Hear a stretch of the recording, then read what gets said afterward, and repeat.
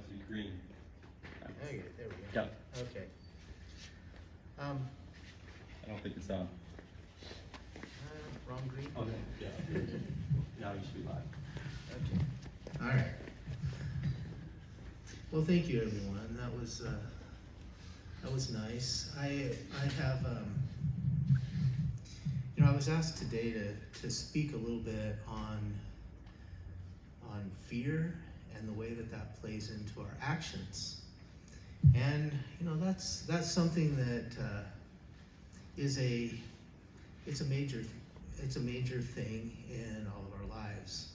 But just a little bit about Azure and about my journey. Started out,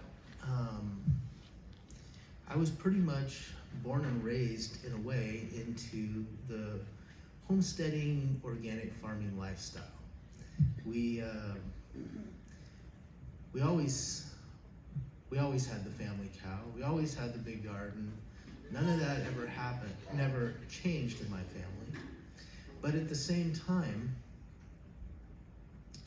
I was born a weak little thing that all the doctors said was not going to live. And my parents didn't want to buy that. They didn't want to buy into that concept that there was no help. And so they began to study healthy eating and diet. And they radically changed their diet in a big way. And it didn't happen instantly, but over the course of a year or two, I improved and got better and better. And probably by the time I was 8 or 10 years old, I was pretty much a normal child in most respects, except I do have extreme food sensitivities in some areas, some of which are still with me to this day. But all of that obviously is from the microbiome that we have in our bodies. And the way that our bodies work and the way that the soil works is very, very similar. The soil has a microbiome. It has microbes that live in the soil. We have a microbiome. There's microbes that live in our body. And a lot of them are actually very similar. And, often you hear that, it's really good for a baby to go out in the garden and eat dirt. Well, that's actually true.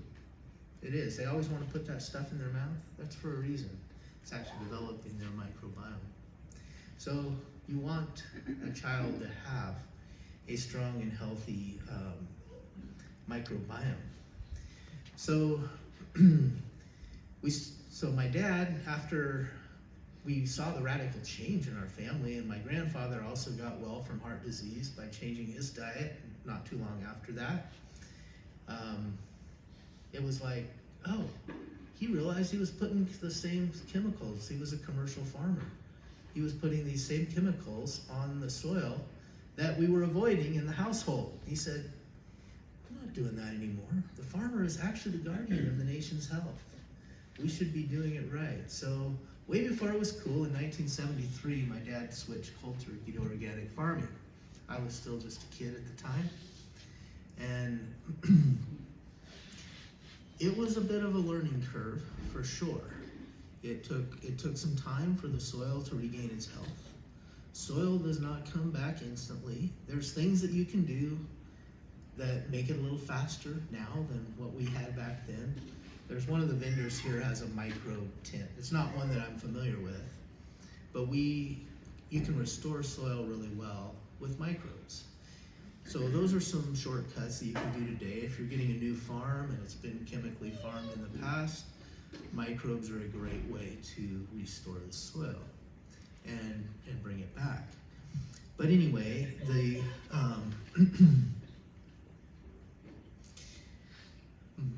we ended up at first just selling on the commercial market because there wasn't much of a demand for organic food. But then we finally found a market. So we met Bob Moore, who was the founder of Bob's Red Mill. My dad kind of hit up a relationship with him. You've probably seen their product in the store. They have a pretty wide presence. And they were selling primarily to Fred Meyer's, which eventually ended up selling to Kroger's.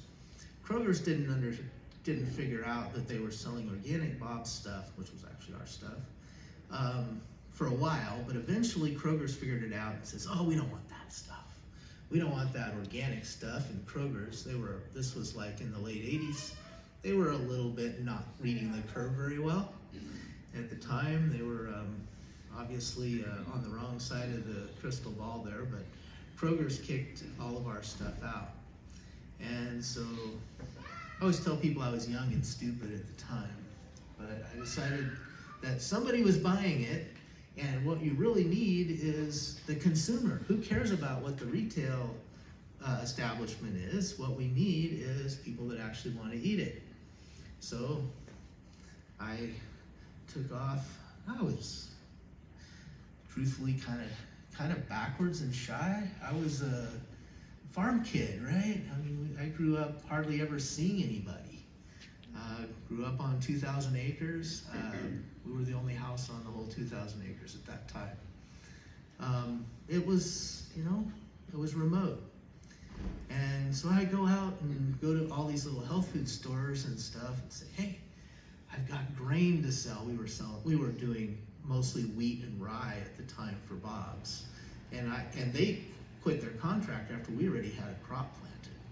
So we were stuck with all this product. And so in order to pay the bills, it was kind of desperate that this stuff gets sold.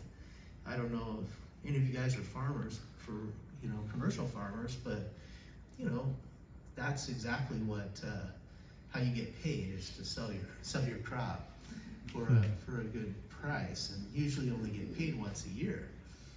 And well, somebody was eating it because they were buying it at Fred Meyer's, and if they're not going to carry it, they're going to get it somewhere. So maybe they're going to go to these food co-ops and health food stores and stuff like that.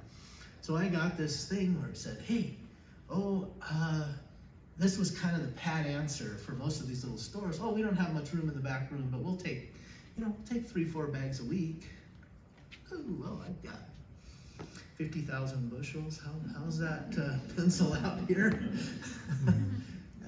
But instead of saying no, I said, how about we compromise? I'll do every other week.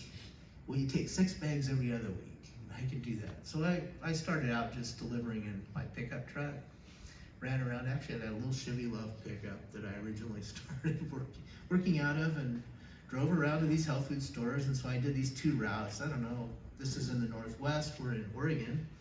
So I would drive down up to, Tri-Cities, Yakima, Seattle, down I-5 to Portland, and then the other time I would go to Bend, Eugene, back to Portland. And it didn't take very long until we actually, in delivering mostly grain and flour to these stores.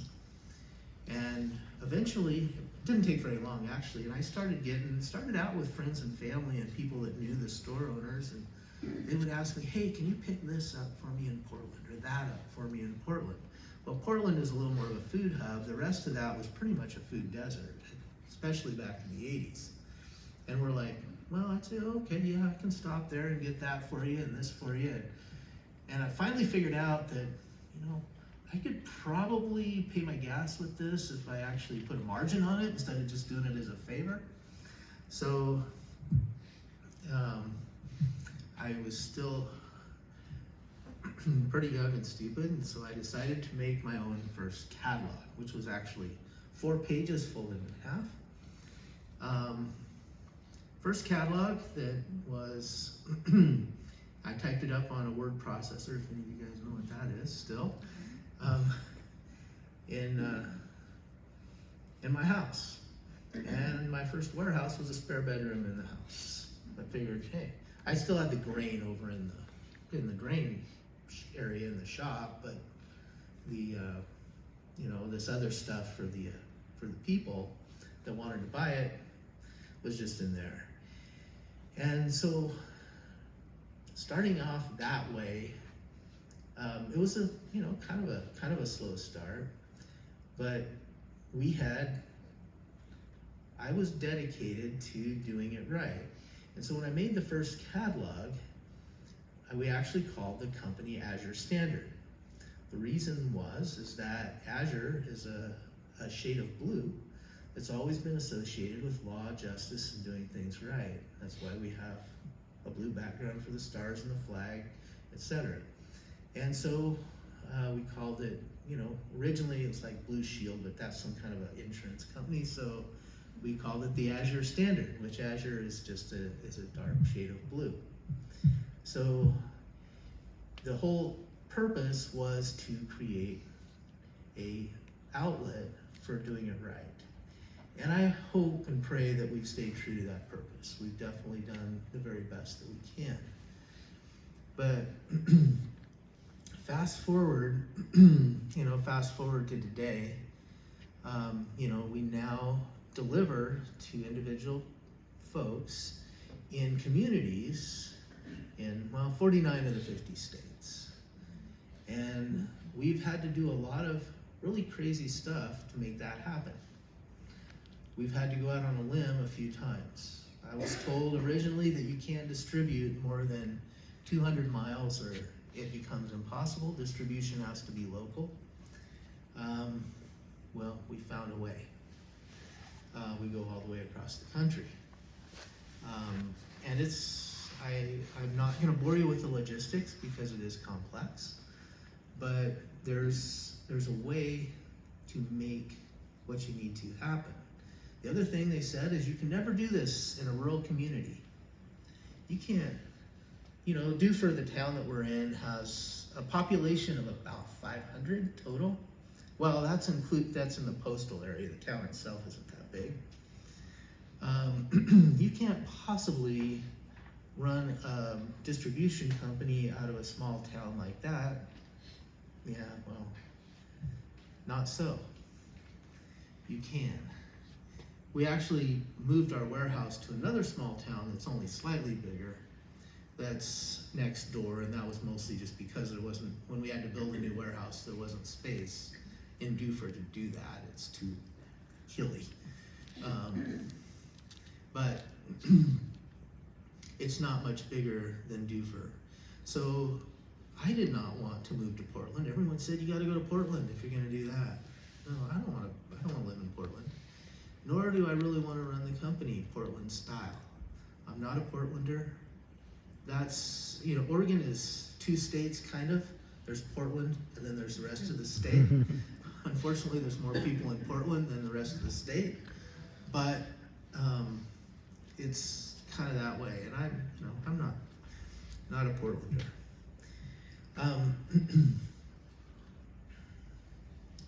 So I had to step out on a limb. And fortunately, I have a strong family that helped a lot with that. I have a very dedicated wife. One of my brothers and my older sister both work with me as well in the company and have from the very beginning. My brother now pretty much is dedicated to the farm side because we didn't quit farming, we're still doing that. In fact, we farm almost 4,000 acres now, all organically. So there's a little bit of work to that. Those of you that have a homestead can do that math. But it works that everyone, I was asked so many times, how did this happen? How did you defy all these odds and create a thriving economy in a rural area? And believe it or not, we are the only employer in both of the towns we're in, pretty much, other than government. It's there isn't anybody else. I see here in Ohio it's a little different. There's a lot of small businesses as I drove by. That's not the case in Oregon. That's very rare. It's you either work for Intel or Nike, or maybe the mom and pop store downtown, or maybe you're in agriculture or something. But that doesn't happen there. Like I see, it's a lot more common out here. I realized to answer that question, it's all about motive, purpose, and fear. What do we What do we want to do in our life? What is it that we're dedicated to? What is it that we're called to do? And I really feel strongly that I was called to supply healthy food. Because a healthy food makes a healthy body, healthy brain, which makes us think straight. And I really think that, you know, in my opinion, of course, I may be a little biased because I deal with the food side. But I feel like the health of the body in many ways is very key in the health of the nation and the intellectual health as well.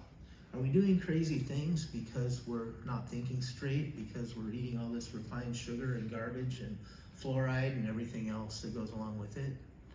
Or are we just not thinking straight because these are the times we live in? Now, I think that there is something to that, and I think we can change that by, you know, and these are good things. I mean, if we're homesteading, we're raising our own animals and growing our own food, that's a huge step in the right direction. And we want to support that in every way we can. But what is the reason? What is the purpose? Why are we doing what we're doing? Is it because we're afraid of something else out there? Am I afraid of something in the big city that's making me flee to the country and try to do this other thing? Or is my goal that I want to live a better lifestyle? Do I want to raise my children in a better environment? Do I want to live a life closer to the land? Or is it because I'm afraid of what might be out there? Now you get on the land, there's plenty of other things to be afraid of if you're going to make a go of it, unless you're independently wealthy and can use up your money. There's an old joke that goes around the farming community that, you know, this one farmer, he inherited $1 million from his uncle, and they said, "Hey, what did you do with your $1 million?" And he says, "Oh, I just kept right on farming until I used it all up." You know, when you're homesteading, sometimes that's not too far from the truth. And to get to a point where you can make your homestead pay or support your family, you're going to have to step out on a limb, and you're going to have to be innovative, and you're going to have to do some things that everybody else thinks is crazy. And we, you know, I've had to do that.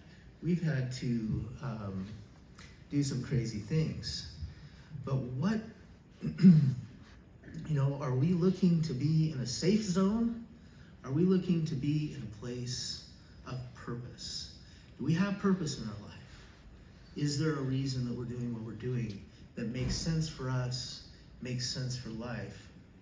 And, you know, I got to looking at it, you know, every place that you go, everything is about safety. Are we going to be safe? Is that safe? What's all the changes that we make? You know, we had this huge dose of it here with COVID. Going to be safe. Got to wear a mask. Stand 6 feet apart. Don't do this. Don't go visit grandma. Don't go visit the kids. Don't. It's all about fear, right? How about, you know, go to work anywhere. They'll say, "Oh, safety first." I'm not knocking safety. Don't get me wrong. Don't say that I'm, you know, going to hurt my employees or something. No, not the case. But is safety really first? Is that what's first in our life? Or is it purpose? Are there things that are worth taking the risk for? Are there things that are worth taking a risk? And that's whether that's a financial risk, whether that's a physical risk, or whether it's an emotional or a risk, fear of rejection, or whatever. In order to make a difference, in order to change your life for the better, my life, we have to overcome the fears and take a chance. I'm not saying necessarily do it young and stupid like I did, but you still have to do it. And you have to be able to overcome those fears. I can't tell you how terrified I was the first time I hit up a store owner to buy grain. You go out, "Hey, what am I spraying a flower from?" Nervous and scared, right? No, you have to overcome those things one at a time. Tell you the truth, actually, I was terrified of talking on the telephone. Yeah, I was that shy. In fact, I only talked to my wife on the phone 2 times before we got married. That's not a lie. And yet, now I spend about 8 hours a day on the phone. But those are just little silly things. Yeah, and you may say, oh, that's really dumb. I'd never be afraid of that. But there is always something. There's always something stopping us, or everybody would be successful, or they would die trying. And that's, so the worldview on safety is safety first. I say purpose first. Purpose is the most important thing that we can have in our life. It's purpose first, it's safety second. When we overcome our fears, how do we overcome our fears? We face them straight on. We do the thing we're afraid of. I tell you how, you do that thing, and maybe you do it a little low key. I have done other crazy things. I have 11 children. So we got out of the norm in that area as well. So after, raising 11 children, my youngest is 12 now, but most of them are grown and out of the house. I only have 3 at home now. It feels like an empty nester. So, but raising the children always end up with some fears. When they're a baby, no child has any fear. They're ready to do anything. But don't touch that. It's hot. This, that. Pretty soon, they're full of fear. I don't know how to avoid that. It just happens, right? Facing fear in a child, you can help them overcome that really quickly by facing those fears. One of my children was absolutely terrified of coyotes. Right? Now, we have a lot of coyotes out where we live, and they howl every night. And I don't know, maybe that's a West Coast thing. Maybe you guys don't have coyotes out here, but you got coyotes. Okay, they howl at the moon. Every night there's a full moon, the coyotes are howling, right? And I had a child that was just terrified every time the coyotes would howl. I think he had a cousin or something that told him how dangerous coyotes were. And, if you're not a good kid, the coyotes will come get you or something like that.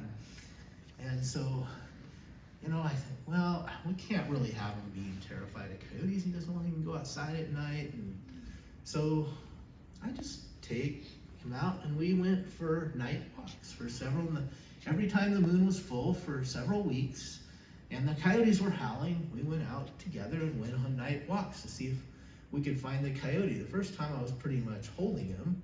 Pretty soon he's holding my hand, and then pretty soon he's running ahead of me because the fear went away, because he faced it straight on and direct. Once the fear is faced, the fear goes away. You don't have to be afraid of that thing once you face the fear, because most fears are figments of our imagination. I'm not saying there's not dangerous things. There are, and I'm not promoting doing stupid stuff, but it's not, it doesn't really matter what the fear is. If we face it straight on, we can do that, and we can modify that fear to the point where we're fine with it. And I know I got a little radical with that, and I started trying to face everything that I was afraid of. And I'll tell, a few years back, I had some real issues at Azure. I've had, I can't say it's definitely been roses the whole way. I've had challenges along the way, some serious ones. And a few years back, I had a super serious challenge with software and technology. I don't know if any of you guys have ever built real websites and software, but it's a pretty complex project. And we got hit with this thing called FSMA. You guys familiar with that? Food Safety and Modernization Act. Most of you guys that are really small are exempt from that if you do under like $20,000 a year, but that's not us. So it's where you have to be able to track every piece of food that goes out has to have a lot number on it. You have to be able to track it back to source. You have to be able to do a recall within 20 minutes. There's not to mention a whole bunch of record keeping that has to do with how you treat allergens and all those kinds of things. Whole science in and of itself. We were nowhere close to being able to be compliant with FSMA with that. And I know the government's been kind of after us for years, so I know that they weren't going to give us any grace. So we had to somehow come into compliance with that. And so I was just totally stressing out about the software. And I had hired a company to do it. They said they would do it for $1 million, and it would take them about a year. So we contracted for that. I was going to do the $1 million contract, and the end of the year, I'd spent the $1 million, but they didn't have the software. So now I was up a really big shoe, and they kept saying, "Oh, a couple more weeks. We're almost there. Well, I'm not a software engineer. At that time, I couldn't read code. I can a little bit now, but at that time, I couldn't really read code. So I was really lost. What the hell? What shall I do? And I'm like running out of money. Azure that's another thing is, I've never borrowed money before to run Azure. I've grown this company from, 0 to, we're 100+ million now in sales. I've never borrowed money to do that. And so now I am running out of cash flow. I've already shelled out $1 million for this thing. Now we're going on to $2 million, and I still don't have the software to help pay for it. Nor are we compliant. And so I was getting desperately scared. One of the things I did, this was, just to overcome my fears, because I knew I still had these fears.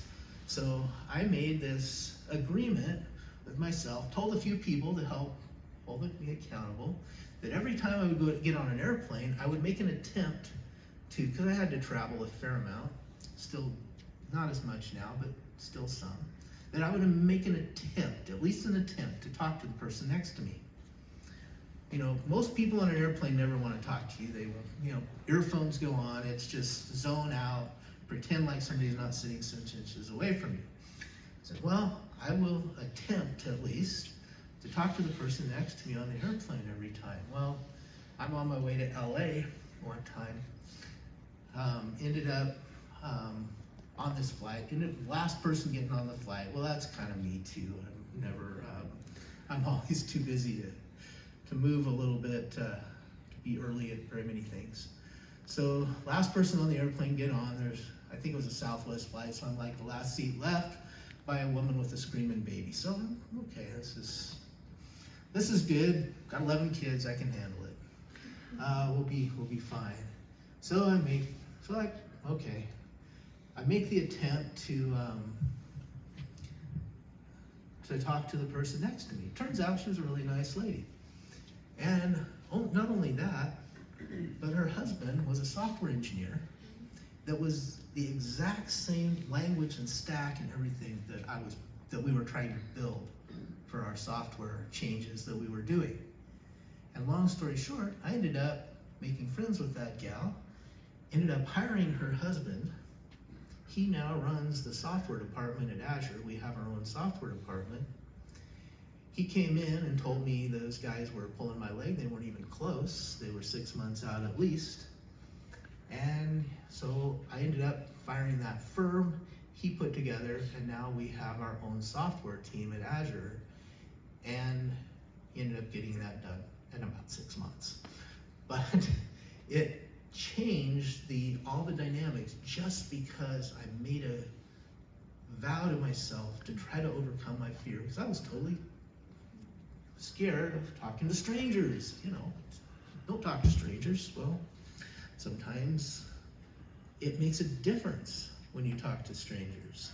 Sometimes there's good things that come of that. That was just one fear, but everybody has a different fear. Your fear is probably not the same as mine, but no matter what you do on a farmstead, you're going to have to try things that are unconventional.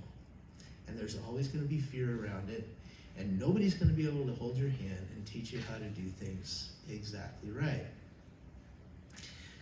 I had to overcome a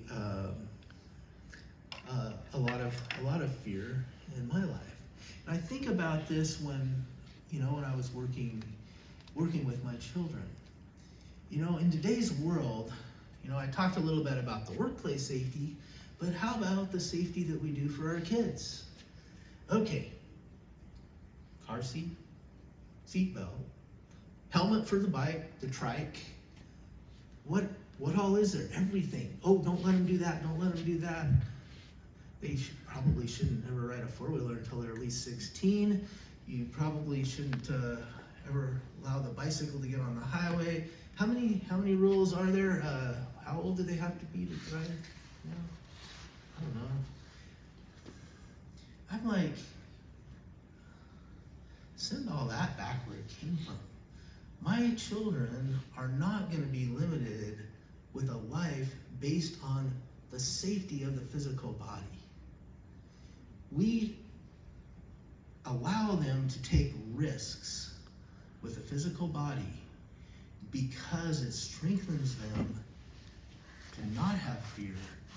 How much do you trade for the spiritual and the mental health of your child compared with a scraped knee? Heck, what if they did wreck their bike? They got a scraped knee, maybe even hit their head and got a scraped head or a big bump on it, maybe even a concussion. What are these things worth? Is it worth the risk for a greater purpose? And I'm not saying to be negligent parents.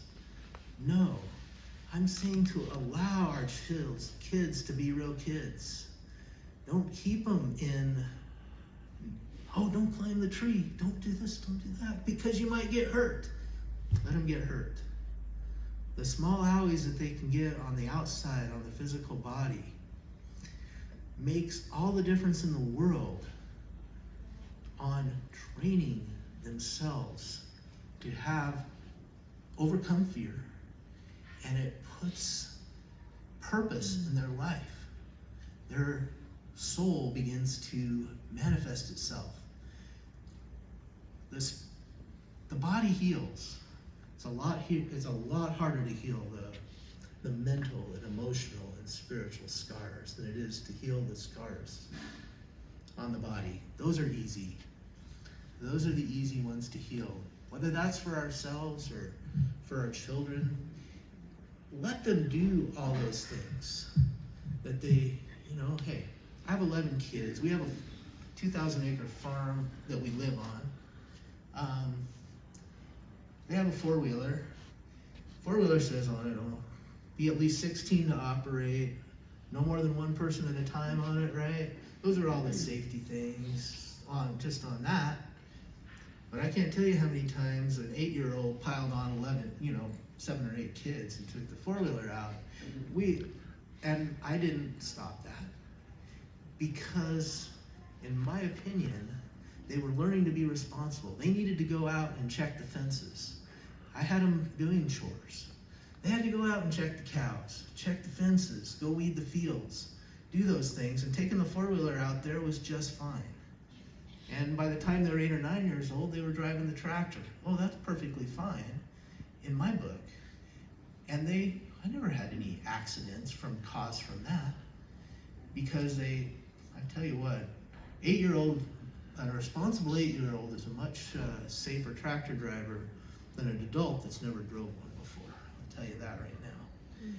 It makes all the difference in the world when they're raised in that, and that is the expectation, and they're expected to work, and they're expected to do those things. But why do we have all these safety rules? It's not necessarily for our good. fear is ingrained in us in every way, and there's 3 reasons for that, at least that I can come up with. There may be a few more, but we can be controlled through fear. If we're fearful, then somebody tells us something is dangerous, we do it, right?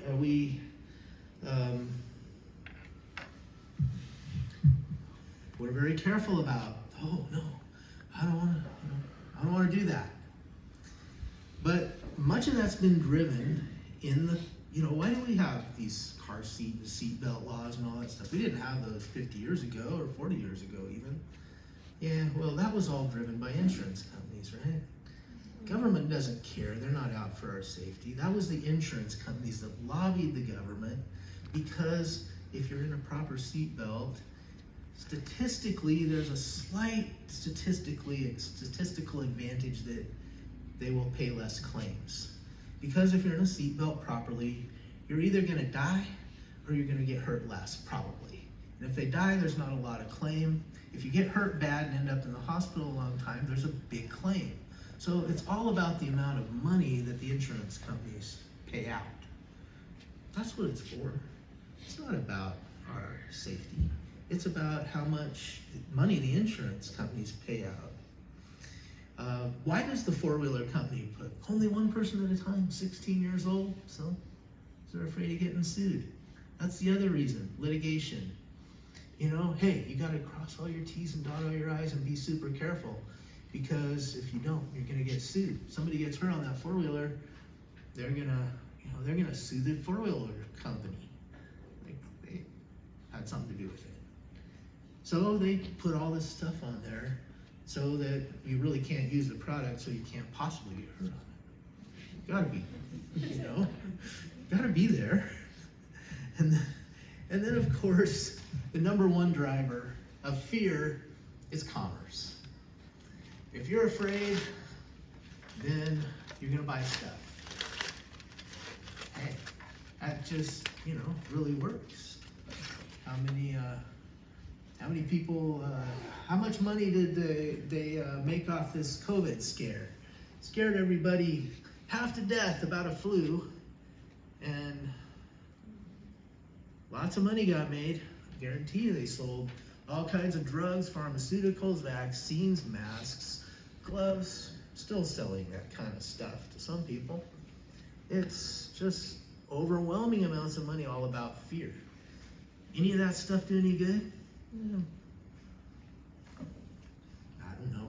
Not much that I ever saw. What really matters when you're talking about health is your immune system, right? If you have a healthy and strong immune system, you don't have to worry about diseases. Health and fitness creates health and fitness. Health breeds health, sickness breeds sickness. It's just the way it is. So if we're living a healthy, abundant, and vibrant lifestyle, it takes a lot to break that cycle. Something major has to happen. You're going to stay strong, healthy, and fit, and vibrant, and abundant. If you're living in fear and in trepidation, every little thing's going to get you. Because it's just, we attract the things that we fear in that sense. You ever see one who's always sickly? They always stay sickly. I've lived both sides of that fence. I tell you what, I'd much rather live the abundant, healthy, and full life than the sickness life. I've done that and been there. My earliest memories in my life are laying on the couch wondering if I could catch my next breath. That's true. I don't like that. It's about staying strong, fit, both mentally, emotionally, and physically. And if we can do that, we can conquer any of these fears. And it's not, and I'm not saying that illnesses don't happen, or that, injuries and accidents don't happen. They do.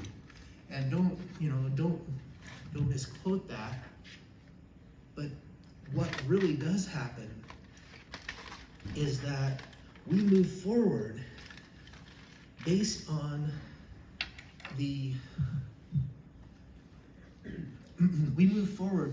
our overcoming fears and having a purpose in life.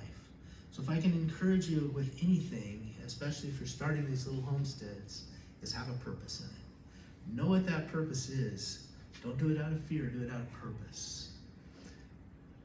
And again, do not confuse lack of fear with being unprepared. I would never propose that anyone is unprepared. The best prepared folks are going to be the most successful. You've taken many of the contingencies, you've put contingencies in place, you've taken many of the risks out by working smart. There is absolutely nothing wrong with being prepared. Here at Azure, we sell bulk food all the time, and I always encourage folks to have a pantry. Don't have a pantry out of panic and fear. I mean, and we've gone through huge panic buys here at Azure, and we can tell when that's happening. People are buying 30 bags of hard red wheat or something, and 10 bags of pinto beans and nothing else, and that probably, I know that very likely might go to waste because they probably don't even know how to use it. That was a panic buy. Not the smartest move. But having a pantry and food in the basement or in the pantry is a really smart thing to do, because now you can cook at home, you have all the ingredients there, you can buy in bulk, you can save money. That's what we're here at Azure here to support, those kind of buys. Those are wise buys, not panic buys. You can buy the 50-pound bag of grain if you're going to grind your own flour. That's a wonderful idea. Or 4 or 5 of them. You've got 11 kids like I do. You might have a few, but you put in your pantry the things that you actually use, the things that you're going to use today. That is smart planning. That's well thought out planning, and it's good economic sense. Unlike a panic buy. Oh, there's a war in Ukraine. Probably there won't be any more wheat. And we definitely saw some panic buying right after that, after the news media hyped that to a certain extent. And, and we fulfill those orders, but that is not, I know those folks are not the ones that are going to be with us forever, because that was a panic buy. That wasn't a lifestyle buy. And that's what, I'd like to encourage each one to do, is to think strategically, plan smartly. You may be doing many of the same things. Good planning decreases accidents. It decreases danger. But we're not doing it out of fear, we're doing it out of good planning. We're doing it out of strategic thought. And I tell you, it is not easy to put strategic thought into things. That is something that I've had to learn a lot. Being innovative is not necessarily the easy button. The easy button is to do what everyone else does. Go down and get a 9 to 5. That's easy. It's a lot harder if you're going to be innovative and you're going to do something different, and you're going to create a model that nobody's done before. And here at Azure, we have aspects of different. We do distribution, we do e-commerce, we do catalog sales, we do farming, we do manufacturing, we do processing, bagging. In fact, we even do retail. Because our poor little town of 500, all the stores were closed, so I bought most of them and reopened them. So I wanted the town to live. We run the grocery store, the gas station, the hardware store. All those things are still in town because we kept them going on purpose, because I feel like it's important that rural America still lives. That was on purpose. I don't necessarily make money at that. but that is part of the purpose that, that I feel is important, to keep healthy, vibrant communities that support each other. So if I have the ability to keep the retail open in the local hometown, fine, I'll do that. There aren't very many people in Little Doofer that do that, that have that, the ability to do that, unfortunately. In the rural America, places like Doofer, there's this thing called the brain drain. You ever heard of that? The rural brain drain. Anyone who's smart enough to actually go to college leaves town and never comes back. That's, few of those people are coming back now, but only because me, who didn't go to college, created the opportunities there for them to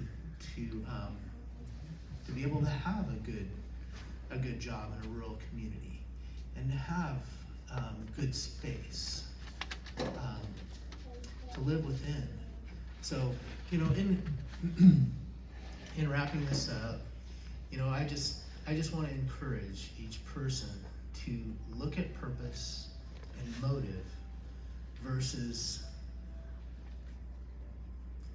acting out of fear and trepidation, and see the positive. This is how great homesteading can be. This is what I want to be, not that over there is really bad and I really don't want my kids in that big city. So that's the negative. This is the positive. We want to be in rural Ohio here, or wherever you're at. We want to be in this place because this is the place that fulfills us, makes us happy, gives us what we want in life. It's not about running away, it's about running towards it. And then make a positive difference in that place. Make that small community one step better because you're there. Be that person that makes the difference in that small community. Create some jobs there. You don't have to do as many as I did, or maybe you can. Maybe you can do way more. Some of you guys, there's a few young people out here, have a lot of potential. You can do whatever you put your heart to do. But it's important that we do it for purpose, and that our purpose is clear, and we think it through strategically, or we make an awful lot of mistakes. So think that through, move forward with clear purpose. So thank you, and I guess we have about 10 minutes if there's any questions or comments. I just want to thank you. It was really just great overview, but great. Anyways, just want to thank you. Oh, thanks. I would like to know what your feelings are on why the government hasn't come around to find out that good food is, better than the food that they let be produced with all the chemicals on it. Well, what's the government? Yeah. The government, okay. The government is run primarily by the universities. The universities are given grants by primarily chemical companies to study the appropriate things to make the chemical companies rich. Look into it. It's very straightforward. It's very easy to follow that trail. And you look at the intellectual think tanks, and what is it that they're promoting? The status quo. And the changes from the status quo are, for the most part, to the negative, because how much money do they really make if you're not afraid? If you're out on the land, sitting under your own fig tree, so to speak, farming your own land, your tax burden goes way down, guys. And play that smart. I'm not here to give a lecture about that, but if you're a hobby farmer, and maybe make it just a little bit more than a hobby farmer, you can write off almost everything, guys. I mean, there's very few things you can't write off. You're not gonna pay very many, you're not gonna be near as productive a taxpayer as that guy that has a 9-to-5 job and gets that deducted from their paycheck every week. Government doesn't really want you guys. They make a lot more money on the guys that work for Intel and Nike. Well, that's in my state. What's the big ones here in this state? Monsanto or some, these guys. They'd much rather you worked over there. They really don't want you working for yourself, and they certainly don't want you working for these little small, companies. And that's why they harass most of us with the small companies all the time. We've had, I was just counting it up, in the last 4 months, we've had 6 government inspections at our facility. Not that we're doing anything wrong. We passed all of them. They can't, they always find some little thing, but it's all dumb stuff. But we've had 6, 2 of them on the same day. We had an OSHA inspection and a food safety inspection the same day. That's like, and the food safety, they decided it's gonna take them 2 days to do that inspection. So they come back the next day. That's, that's the issue with small business is, they treat it, they inspect it, do all that, just the same as the multi-billion-dollar company. But we don't have the resources to keep all the paperwork that the billion-dollar company has. It's hard to maintain. I mean, we have put together a really sophisticated software system and stuff to be able to do a lot of that so that we can stay in compliance. But it's not super easy. So, as I was saying, it's not for the faint of heart. You have to overcome the fears. They don't make it easy for you. The government doesn't make it easy for you. Other industry doesn't make it easy for you. I mean, I could tell you stories about that all day long, about, those pieces. Even the organic food place has become very commercialized. When I started in 1987, there were over 100 small food distributors in the United States. Guess how many there are today? There are 2 mammoth ones that have bought almost everybody up. And in the natural food world, there's 2 huge mammoth ones, and there are 3 of us smaller ones, and we're all way bigger than any of those 100 were back there. 5 in the whole country. It's not for the faint of heart. I'm not telling you that, oh yeah, just start your own company, it'll all be feathers and roses. That's not the way it works. But if the purpose is worth it, then it makes a lot of sense to do it. I got a question. What's your advice on trying to eat more healthily, and especially for people out in rural America, maybe they don't have a Whole Foods or Heinen's or any of those places locally. Like Well, that's where Azure comes in. But buy from Azure, we'll take care of that part of it. If I were to give a elevator pitch on the best way to eat your food as close to the way God made it as you possibly can, and you can't go wrong. Yeah. That would be my elevator pitch on that. Now I can go into a lot more. I mean, I'm pretty studied in this arena. Things about sugars and blood sugars and all these different things. We can get in, I don't think we have time to get into that right now. But if you can take that bottom line if you can eat the food just as close to the way God made it, that means in the least packaged, the least processed that you can possibly do. And if you're growing it right in your own garden, so much the better. If you're growing if you're growing backyard chickens, and I see some of these seminars here today are about, raising your own chickens and butchering them and all that, you've got a leg up.